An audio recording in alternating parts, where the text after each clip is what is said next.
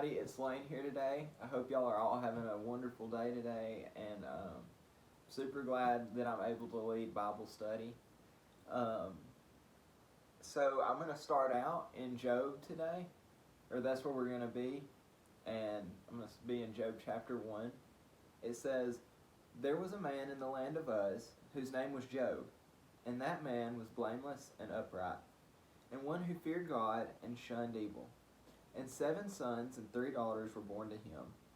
Also, his possessions were 7,000 sheep, 3,000 camels, 500 yoke of oxen, 500 female donkeys, and a very large household, so that this man was the greatest of all people in the east.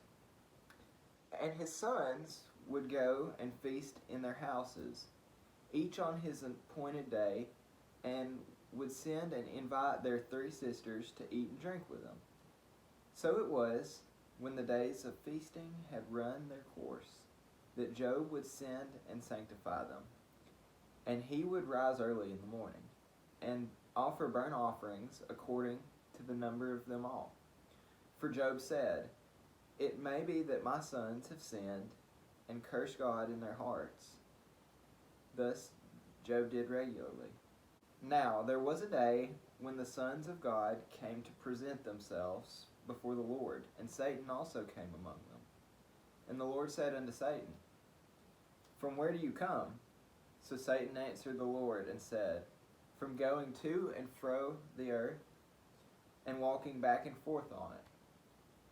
Then the Lord said to Satan, 'Have you considered my servant Job, that there is none like him on the earth, a blameless and upright man, one who fears the God and shuns evil?'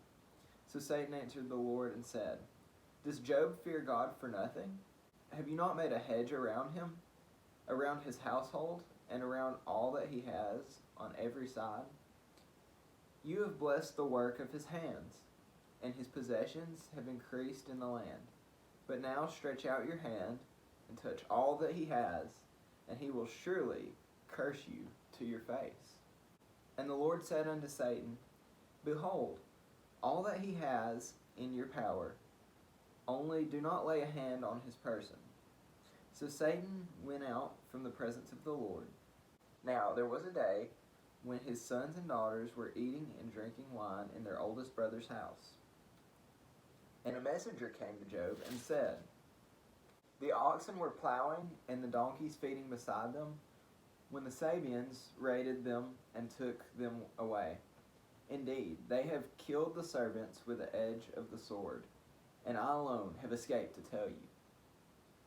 While he was still speaking, another also came and said, 'The fire of God fell from heaven and burned up the sheep and the servants, and consumed them, and I alone have escaped to tell you.'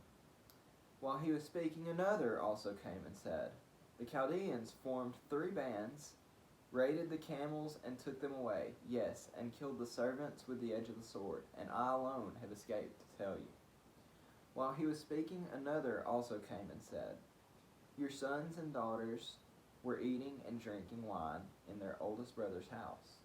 And suddenly a great wind came from across the wilderness and struck the 4 corners of the house, and it fell on the young people, and they are dead. And I alone have escaped to tell you.' Then Job arose, tore his robe, and shaved his head, and fell on the ground, and he worshipped.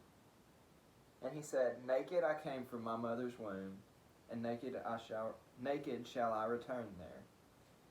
The Lord gave, and the Lord taketh away. Blessed be the name of the Lord.' In all this, Job did not sin, nor charge God with wrong." So the point of this story, all these terrible things happened to Job, and in the darkness of it all, Job still fell to his knees and worshiped God. And a lot of times we can find ourselves in that situation. There's so many times in life where things don't go our way.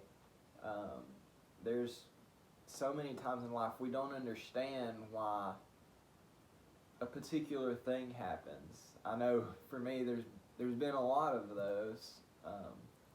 There's been a lot of things I've questioned. Lord, why?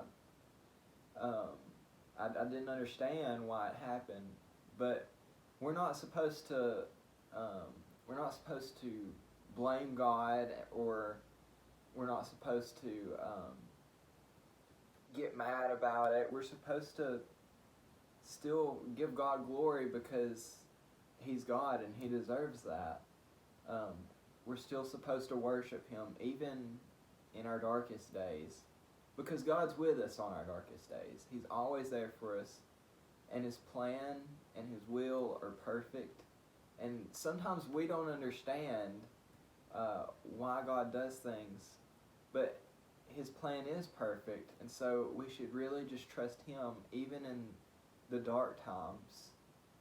One of my favorite Bible verses is Proverbs 3:5-6, and it says, "Trust in the Lord with all your heart, and lean not unto thine own understanding.